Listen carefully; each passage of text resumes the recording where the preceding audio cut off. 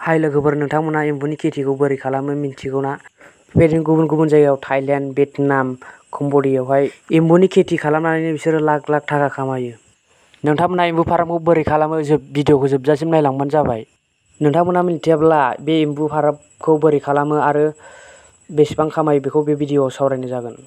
फार्स्टआवनो एम्बु जोला गिदिर गिदिरखौ हमनाय जायो, बिदै बुरजा होनो हानायनि। एम्बुआ जोला रङा आलदा आलदा जायो।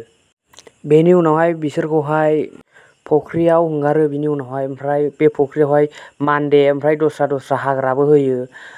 ओमफ्राय बिनि उनावहाय पाइपजोंहाय दै सारना होयो, अखा हानाय बायदि खालामनानै एम्बुखौहाय बिदै दैहोयो। ओमफ्राय बिनि उनावहाय एम्बुआ ज' थानानै साननैसोनि उनावहाय बिदै होयो।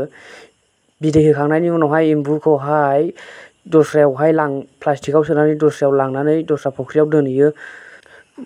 ओमफ्राय बिदैखौहायबो मोनसे फुख्रि साफायावहाय आलदा दोनहैयो। 2 सप्तानि उनावहाय बिसोरो गिदिर गिदिर एसे फिसा फिसा जायो। नै बिदि सानसेयावनो बिसोरनो खनबा आदार होनाय जायो एम्बु फिसानो। एम्बु फिसाया सानसेयावनो 2000 डेड बल होयो। बेनिखायनो फिसा फिसा फुख्रि बानायनानै बिसोरखौ आलदा आलदा दोननांगौ जायो।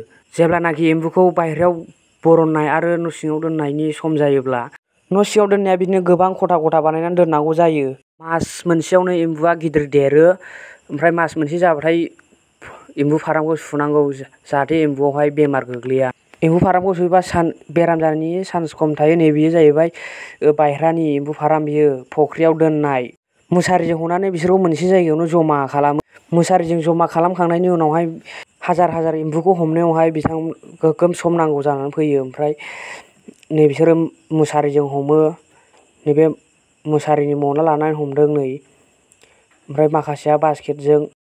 एम्बुआ बारनो हायैनि हा सिंनिफ्रायनो मुसारिखौहाय गोजौ होथेरनांगौ, नङाबा दै नुबा बारलांजोबगोन ना बिसोरो।